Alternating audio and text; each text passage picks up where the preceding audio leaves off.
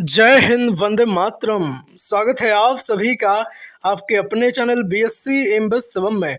और मैं शिवम दुबे आपका बहुत बहुत स्वागत करता हूं। उम्मीद करता हूं आप और आपका परिवार बेहद उम्दा होगा और आप पढ़ाई भी बेहतरीन उम्दा तरीके से कर रहे होंगे। दोस्तों आज की ये class BA BSc BCom first year second semester के स्टूडेंट्स के लिए फर्स्ट एड एंड हेल्थ यानी कि प्राथमिक चिकित्सा एवं स्वास्थ्य की क्लास रहेगी।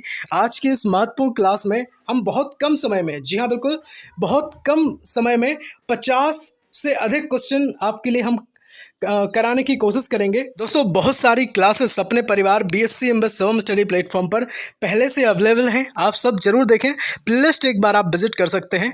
दोस्तों मात्र एक क्लास में संपूर्ण प्राथमिक चिकित्सा एवं स्वास्थ्य को हमने कंप्लीट किया था, है ना। आप ये ना सोचें कि ये पुरानी मैराथन है या पुरानी क्लासेस जो है वो हैं, इस वजह से आप नहीं देख रहे हैं, ऐसा बिल्कुल ना सोचें। चीज़ें बदली नहीं हैं, थोड़ा जो इम्प्रूवमेंट हुआ है तो उनके लिए हमने क्लासेस और भी कराई हैं, पर आपको वो क्लास देख करके जरूर जाना है। आप देख लेना, वहाँ पे आपको सीधे 60+ क्वेश्चन 75 में देखने को आसानी से मिल जाएंगे। साथ ही में आपके जितने मेजर माइनर सब्जेक्ट हैं सबकी क्लासेस हम अपने परिवार BSc MBA Shivam study platform पर देते हैं। प्लेलिस्ट एक बार आप विजिट करें, लिंक डिस्क्रिप्शन बॉक्स में मिल जाएगी। साथ ही में टेलीग्राम चैनल जरूर ज्वाइन कर लें, ठीक है, वो भी लिंक डिस्क्रिप्शन बॉक्स में है। अब चलो जल्दी से इस वीडियो को जो है हम कंप्लीट करते हैं। देखिएगा, जहर कोई भी पदार्थ है जो शरीर में प्रवेश करने पर आघात या मौत का कारण बनता है। ये बात जो है वो सही है, गलत है या आधा सत्य है, या इसे हम कह नहीं सकते। तो भाई साहब ये जो बात है बिल्कुल सही बात है कि जहर कोई भी एक पदार्थ है, जैसे ये शरीर में प्रवेश करता है, ये आघात करता है या मौत का कारण बनता है। ठीक है, चलिएगा। यदि आपकी आंखों में कुछ फंस गया है तो आपको क्या चाहिए? पहला हो जाएगा आंखों को रगड़कर साफ कर लें। दूसरा हो जाएगा अपनी नाक के द्वारा फूंक मार लें। तीसरा हो जाएगा पानी की तेज धार का उपयोग जो है आपको करके धोना है। या फिर चौथा हो जाएगा कि भाई पानी की हल्की धारा का उपयोग करके धोएं। क्या बताओ कौन सा ऑप्शन सही हो जाएगा? तो अगर बात करें राइट आंसर की तो ऑप्शन नंबर डी सही है, क्योंकि देखिएगा अगर आपकी आंख में कुछ भी फंस गया है तो आंख को रगड़कर साफ करने की गलती कतई नहीं करनी है। अपनी नाक के द्वारा फूंक मारें, ऐसा थोड़ा ना, हो भी नहीं सकता है। पानी की तेज धारा का उपयोग ना करें आंखों में, है ना। पानी की हल्की धारा के साथ जो है आंख को धो लें, इससे जो भी होगा तो वो निकल जाएगा। चलिएगा, बात करेंगे नेक्स्ट क्वेश्चन की। पूरा फोकस के साथ चीज़ों को कंप्लीट करना है, बिल्कुल मैं बार बार आपसे कह रहा हूँ। देखिएगा, जब कोई कीट आपके कान में फंस जाती है, कुछ भी आपके जो है कान में फंस जाए तो आप क्या करेंगे? तो कीट को हटाने के लिए कान में क्या डालना चाहिए बताइएगा सर? गर्म चाय आप डालेंगे, जैतून का गर्म तेल डालेंगे, या फिर गर्म पानी आप डालेंगे, या बात करेंगे एक एंटीबायोटिक मरहम या फिर जीवाणुहीन पट्टी को आप डाल लेंगे। भाई साहब कान में अगर कुछ भी फंस जाए, चाय पानी बिल्कुल ना डालें, एंटीबायोटिक मरहम बिल्कुल नहीं डालनी है, केवल गर्म जैतून के तेल की जो है सलाह दी जाती है। तो भाई साहब जरूर डालें। अगर कुछ भी फंस गया है तो उससे क्या है, निकल जाता है। बहुत सारे ऐसे लोग होते हैं जो हाइड्रोजन वगैरह डालते हैं, जिससे क्या है कि हाइड्रोजन जो है वो उबल के बाहर आती है तो चीज़ें निकल जाती हैं, पर उससे है ना दिक्कत हो सकती है बाद में। तो बहुत सोच समझकर या फिर अपने चिकित्सक की परामर्श के अनुसार ही चीज़ों का जो है हमें उपयोग करना चाहिए। आप सब परिवार हैं और आप सब के माता पिता को जय हिंद, वंदे मातरम। देखिएगा, त्वचा सभी कार्य करती है केवल एक को छोड़कर। अब आपको बताना है भाई साहब कि त्वचा जो है वो सब कार्य करती है, पर एक कौन सा कार्य नहीं करती है? तो शरीर की रक्षा करती है। बताओ, बिल्कुल करती है साहब, है ना। शरीर का सही तापमान बनाए रखने में मदद करती है। वेरी गुड, बहुत बढ़िया, है ना। तीसरे की बात करेंगे, खाद्य पदार्थों को अवशोषित करने में मदद करती है। या फिर हम कहें कि सर हमें स्पर्श का अनुभव करवाती है। तो भाई साहब बिल्कुल करवाती है। तो ये चारों माफ करना, ये जो तीनों हैं वो बिल्कुल सही हो जाएंगे। ऑप्शन नंबर सी जो है इस क्वेश्चन का राइट आंसर हो जाएगा, क्योंकि सर क्या है, खाद्य पदार्थों को अवशोषित करने में हमारी मदद बिल्कुल नहीं करती। खाद्य पदार्थ जो है हम जीभ के द्वारा इनको क्या करते हैं, इनका स्वाद लेते हैं, हम खाते हैं, है ना। चलिएगा, बात करेंगे नेक्स्ट क्वेश्चन की। त्वचा का रंग किसके द्वारा होता है? तो भाई साहब जो त्वचा का रंग है वो मेलानिन के एक पदार्थ है, उसके कारण त्वची जो कहते हैं ना स्किन कलर होता है वो वैसा। चलेगा, बात करेंगे नेक्स्ट क्वेश्चन की। त्वचा कोशिकाओं के लिए रक्त वाहिकाएं जो हैं वो ऑक्सीजन और पोषक तत्व लाती हैं, है ना। इतनी बात आपको ध्यान रखना है। त्वचा जो कोशिकाओं के लिए क्या है, रक्त वाहिकाएं ऑक्सीजन और पोषक तत्व लाती हैं। इस बात को भी अपने माइंड में सेट कर लें भाई साहब। गर्मी बहुत ज़्यादा पड़ रही है, ठीक है, अपने आप को लू से बचा के रखें, और जहाँ तक हो सके तो भाई साहब बाहर ना निकलें घरों से। और अगर निकलना भी पड़े, है ना, तो बहुत ज़्यादा ढके हुए कपड़े पहनकर आप बाहर निकलें। चलिएगा, पेय पदार्थ में हम आपको बताएं, ऐसे ही देखो, एक गुरु का जो है वो कर्तव्य होता है अपने स्टूडेंट्स को समझाना। तो भाई साहब वही चीज़ें हैं कि आप जो मादक पदार्थ अगर वैसे कोई बच्चा अगर लेता है तो भाई साहब बिल्कुल बंद कर दें इस टाइम, और ज़्यादा से ज़्यादा है ना लस्सी वगैरह पे फोकस करें। ये पेप्सी एप्सी या फिर जो अदर चीज़ें हैं, ड्रिंक, कोल्ड ड्रिंक वगैरह, ये आप बिल्कुल मत पिएँ। चलिएगा, चलिए बात करेंगे नेक्स्ट क्वेश्चन की। अपनी त्वचा को सूर्य क्षति, सन स्ट्रोक जिसे हम कहते हैं, या जो सूर्य की जो किरणें हैं वो हमारी त्वचा पे पड़ती हैं, तो उसको बचाने के लिए हमें किसका इस्तेमाल करना चाहिए? क्या बड़ी टोपी लगा लें हम? बताओ, क्या हम बड़ी टोपी लगा लें या सनस्क्रीन का हम इस्तेमाल करें, या सनस्क्रीन के साथ जो है लिप बाम लगा लें? सनस्क्रीन नहीं है, सनस्क्रीन है, या फिर उपयोग सभी। तो भाई साहब बात करेंगे राइट आंसर की, सब, इन सब का उपयोग करो, कैसे भी करो, आपकी त्वचा जो है वो बच जाए। ठीक है बात। 19 नंबर का प्रश्न आपकी स्क्रीन पर रहेगा। आपके शरीर के किस हिस्से में शीत दंश होने की संभावना अधिक होती है ना? सबसे ज़्यादा जो शीत होता है ना, शीत कहते हैं ना, शीत उमकियाओ, ठीक है, ये हमारे बुंदेलखंड में एक भाषा है, उसमें ऐसा कहा जाता है। तो भाई साहब ये पैरों की उंगलियों से जो है वो स्टार्ट यहाँ से होता है, सबसे अधिक यहाँ पे दिखता है। ठीक है, चलेगा, बात करेंगे बच्चे को दस्त किस किस कारण से जो है वो हो सकता है? तो भाई साहब दूषित भोजन या पानी अगर बच्चे ने जो है वो ग्रहण कर लिया है, वायरल संक्रमण की वजह से हो सकता है, आंत में अच्छे या बुरे जो बैक्टीरिया हैं उनका जो है वो संतुलन नहीं है, संतुलन हो गया है। तो ये सब जो है ऑप्शंस बिल्कुल राइट हैं। ठीक है, चलिएगा। बहुत सारे ऐसे स्टूडेंट होंगे जो बीच में ही क्लास को छोड़ जाएंगे, भाई साहब हमें उन पर फोकस नहीं करना है। आप पढ़ लो यार, बताओ क्या कुछ मिनटों की क्लास कंप्लीट नहीं कर सकते? ठीक है, कुछ मिनटों की तो आपको करनी पड़ेगी ना। इतनी चीज़ें अगर आप कर जाते हो तो आपका काम हो जाएगा, है ना, विश्वास करिएगा।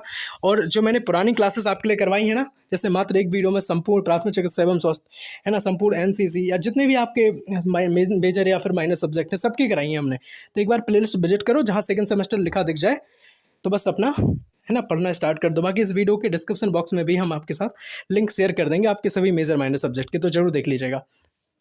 चलिएगा, बात करेंगे नेक्स्ट क्वेश्चन की। एक ट्राइएज विधि में स्टार्ट का जो मतलब है वो क्या होता है? तो भाई सरल, ट्राइएज और रैपिड उपचार, ये जो है वो मतलब है। ठीक है, कोई खास ये क्वेश्चन नहीं था।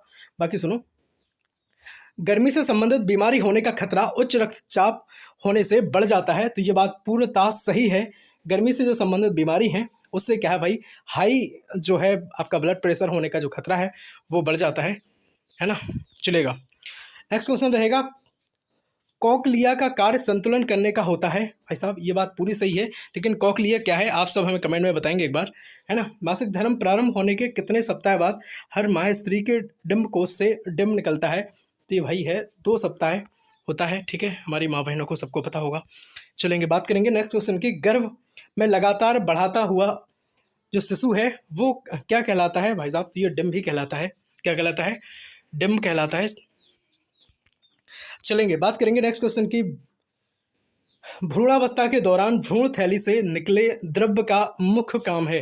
तो भाई साहब बच्चे के हिलने डुलने में जो है मदद करना, ये जो है भ्रूणावस्था के दौरान भ्रूण थैली से जो मुख्य द्रव्य निकलता है उसका ये काम हो जाएगा। ठीक है, बाकी के नहीं है।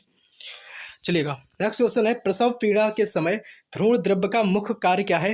तो भाई साहब अभी बताया आपको कि जनन मार्ग को चौड़ा करना, ये भी होता है। गर्भाशय के दबाव से जो है शिशु को बचाना होता है। बच्चे के को गर्भ में और उसके बाहर आने पर जो संक्रमण है उससे बचाने के लिए ये चीज़ें होती हैं। तो ये प्रसव पीड़ा के समय भ्रूण द्रव्य का जो कार्य होता है वो होते हैं। ये सभी इस क्वेश्चन का राइट आंसर हो जाएगा। इस तरीके डिम्ब में जो है वो क्रोमोसोम पाए जाते हैं। तो भाई साहब XX पाए जाते हैं, और पुरुष की अगर हम बात करें तो उसमें कौन पाए जाते हैं? तो आप कहेंगे सर XY पाए जाते हैं। सिंपल बात है, सबको पता होगी। ठीक है, चलेगा। त्वचा की सबसे बाहरी परत को क्या कहते हैं? तो भाई साहब एपिडर्मिस कहते हैं। इस बात को भी अपने माइंड में सेट कर लीजिएगा। त्वचा की जो सबसे बाहरी परत है उसको कहते हैं एपिडर्मिस। ठीक है, एपिडर्मिस कहते हैं। ठीक बात, चलेगा। नेक्स्ट क्वेश्चन रहेगा आपकी स्क्रीन पर, रासायनिक जलन के लिए प्राथमिक चिकित्सा उपचार में ज़्यादातर जो है वो शामिल होती हैं। तो भाई साहब 15 मिनट के लिए पानी से धोना। अगर हम देखें रासायनिक जलन अगर हो रही है ना, कोई केमिकल की वजह से अगर जलन आपको हो रही है तो उसके लिए 15 मिनट के लिए पानी से धोना, ये चीज़ बिल्कुल सही है ना। कोई पेट्रोलियम जेली ना लगाएं। 1 घंटे के लिए जले हुए अंग को ऊपर उठाना, ये सब कुछ नहीं करना है आपको। ठीक है, 15 मिनट तक पानी से आप धो लें उसको। ठीक है, तो हो सकता है जलन ठीक हो जाए। देखेंगे निम्नलिखित में से किसको जो है सूर्य ताप से जले पर नहीं लगाना चाहिए? तो मॉइस्चराइजिंग जो लोशन होते हैं उनको अगर हमें जैसे कहते हैं ना कि हम बाहर से आए हैं और बहुत ज़्यादा हीट बॉडी हो गई है हमारी, और स्किन में जो है वो सन रेज़ हमारी बहुत ज़्यादा, सन स्ट्रोक जिसे हम कहते हैं, हमारी स्किन पर पड़ रहा था, तो भाई साहब क्या है, आपको उस टाइम मॉइस्चराइजेशन क्रीम बिल्कुल ना लगाएं। ये सर्दियों में लगाने वाली चीज़ें होती हैं। देखेंगे यहाँ पे स्ट्रोक के बाद इनमें से कौन सी दीर्घकालिक समस्या हो सकती है। तो भाई साहब शरीर के एक तरफ पक्षाघात या कमजोरी हो सकता है, सोच या स्मृति के साथ समस्याएं हो सकती हैं, भाषा के साथ समस्याएं होंगी, या ये सभी जो है इस क्वेश्चन का राइट आंसर हो जाएगा। सब चीज़ें हो सकती हैं। ठीक, सन स्ट्रोक की बात यहाँ पे हो रही थी। हालांकि मिर्गी वाले लोगों के लिए व्यायाम अच्छा होता है, बहुत बढ़िया, लेकिन कुछ खेल खतरनाक हो सकते हैं। इनमें से कौन सा खेल उस क्षेत्र में आता है। तो भाई साहब जो खतरनाक खेल हैं मिर्गी वालों के लिए, देखो एक पहाड़ पर चढ़ना ये खतरनाक है। जिनको भी मिर्गी आती है, दौड़े से संबंधित चीज़ें हैं, दौरे पड़ते हैं, तो उनको पहाड़ों पर चढ़ना ये खतरनाक है ना। फुटबॉल खेलना खतरनाक है, तैराकी, ये सब जो है इनके लिए खतरनाक हो सकता है। ठीक है, देखिएगा जैसे पहाड़ पर चढ़ गया वो है ना, वो इंसान, अब उसको वहाँ पे अगर कोई ऐसी समस्या होगी तो फिर क्या होगा, या फिर तैराकी कर रहा है तो बीच में हो गई तो क्या होगा। तो ये सारी चीज़ें जो है वो दिक्कत कर सकती हैं। यकृत पाचन में किस प्रकार सहायक होता है। तो भाई साहब पित्त रस का उत्पादन जो है वो यकृत करता है। बात को याद रखेंगे। अग्न्याशय क्या करता है बताओ। जठर रस को कौन सा उत्पादन करता है बताओ, क्या यकृत करता है या अग्न्याशय करता है। जठर रस की मैं बात पूछ रहा हूँ, कमेंट में बताएंगे जिसको पता होगा। ठीक है, जल्दी से कमेंट में बताएंगे। वीडियो अगर अच्छी लग रही हो, हेल्पफुल लग रही हो तो यार एक बार लाइक कर दो। ठीक है, एक बार लाइक कर दो जल्दी से। आंतों की परत को नुकसान कौन पहुंचा सकता है। तो भाई साहब जो एस्पिरिन है या फिर एंटीबायोटिक्स हैं, दोनों ही चीज़ें जो है आंतों की परत को नुकसान पहुंचा सकती हैं। बात याद रखेंगे। नेक्स्ट क्वेश्चन आपकी स्क्रीन पर रहेगा। आंतों के स्वास्थ्य को इसमें से कौन बनाए रखता है। तो भाई साहब फाइबर जो है आंतों के स्वास्थ्य को बनाए रखते हैं, समझिएगा।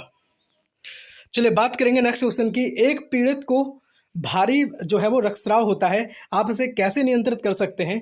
तो भाई साहब उन्हें रक्तस्राव पर हाथ रखकर रोकने के लिए कहेंगे। ठीक है, जैसे किसी को भी रक्तस्राव का अर्थ होता है आपके शरीर से खून का निकलना। ठीक है, खून अगर आपके शरीर से निकल रहा है तो फिर आप क्या करेंगे, उससे कहेंगे कि भाई जहाँ से रक्त का स्राव हो रहा है, खून जहाँ से निकल रहा है वहाँ पे हाथ रख लीजिए।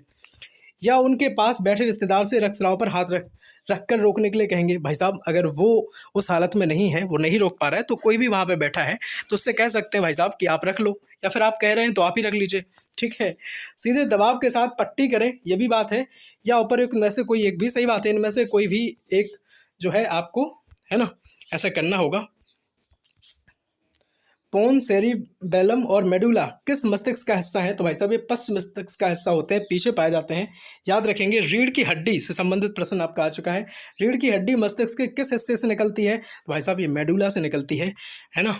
चलिएगा, सर्पदंश के लिए इनमें से क्या करना चाहिए। बहुत बढ़िया, सही क्वेश्चन है भाई साहब। बर्फ ना लगाएं, ध्यान रखें। सर्प अगर दंश हो गया है, बर्फ ना लगाएं, घाव को काटे ना, है ना, रबड़ का बंद ना लगाएं, या ये सभी, तो ये सभी आपको करने चाहिए। ध्यान रखेंगे इस बात को। रेबीज किसके द्वारा फैलता है। तो रेबीज जो है पशु के काटने से फैलता है। वैसे कुत्ते का जो है वो कहा जाता है कि कुत्ते के काटने से रेबीज होता है। ठीक है, रेबीज में क्या है बताओ, है ना, जल से डर लगता है, पानी से डर लगता है। ठीक है, बात हाइड्रोफोबिया ऐसे हो जाता है। चलेंगे, बात करेंगे नेक्स्ट क्वेश्चन की। मकड़ी, कीट या सांप का काटना जो है उदाहरण है। तो ये इंजेक्शन विषाक्तता इसको हम कहते हैं। ध्यान रखेंगे भाई, मकड़ी भी काटती है, ध्यान रख लें इस बात को। ठीक है, जब आप जहर नियंत्रण केंद्र को कॉल करते हैं तो आपको क्या जानकारी तैयार रखनी चाहिए उस टाइम। तो आपको उस टाइम जो है किस समय विषाक्तता हुई, आपके बच्चे की आयु क्या है, लिए गए उत्पाद का नाम क्या है, भाई साहब क्या उसने खा लिया है। तो ये सभी जो जानकारी है आप उस टाइम अपने पास रखेंगे। इसके बाद जो है उन्हें कॉल करेंगे। जी मचलाना जहर का एकमात्र लक्षण है, क्या ये बात सत्य है असत्य है। तो भाई साहब ये पूर्ण तरीका से असत्य है कि जी मचलाना जहर का लक्षण नहीं है। किसी भी कारण से जो है जी मचला सकता है, इतनी बात को आपको याद रखना पड़ेगा। देखेंगे, यदि निगल लिया जाए तो निम्नलिखित घरेलू वस्तुओं में कौन सबसे अधिक हानिकारक है। तो अगर हम बात करें भाई साहब तो तरल या पाउडर जो डिश वॉशिंग डिटर्जेंट है, ये सब चीज़ें सबसे ज़्यादा खतरनाक होती हैं। फ्लोराइड टूथपेस्ट खतरनाक नहीं है, माउथ वॉश मुख धावन नहीं है, ये सब नहीं है। तो ये तरल या फिर पाउडर जो डिश वॉशिंग डिटर्जेंट है बहुत ज़्यादा हानिकारक होते हैं। तो भाई इस बात को आपको याद रखना पड़ेगा। उम्मीद करता हूँ कि आपने इतनी चीज़ें समझ ली होंगी। दोस्तों BA BSc BCom first year second semester के स्टूडेंट्स के लिए बहुत सारे टेस्ट हमने आपके लिए करवाए थे, है ना। बहुत सारी क्लासेस हम पहले आपके लिए करवा चुके हैं, चाहे हम बात करें मेजर या फिर माइनर सब्जेक्ट में। फोटोग्राफी हो गया आपका, ठीक है। या फिर बात करें फर्स्ट एड हेल्थ की, जो हम आपसे बात कर रहे थे, पहले बता रहे थे कि कंप्लीट रिवीजन हमने इसमें कराया था, पूरा मात्र एक क्लास में आपको समझाया था। तो ये क्लास है, सारी ज़रूर देखें। होम साइंस की क्लासेस भी अवेलेबल हैं, फोटोग्राफी जो हमने पढ़ाई है, एनसीसी भी पढ़ाई है हमने, ठीक है, हिंदी साहित्य भी हमने आपको करवाई है। तो बहुत सारी क्लासेस हम आपके लिए उपलब्ध कराते रहते हैं। मेजर या फिर माइनर सब्जेक्ट की प्लेलिस्ट जरूर ज्वाइन कर लें। अभी तक हमने आपसे नहीं कहा है कि भाई सब्सक्राइब करो, अगर आपको पसंद आता है, हमसे अगर जुड़ना चाहते हैं तो हम पूरी 3 साल आपका साथ देने वाले हैं, तो ज़रूर जुड़ जाएं। ठीक है। जय हिंद, वंदे मातरम, भारत माता की जय।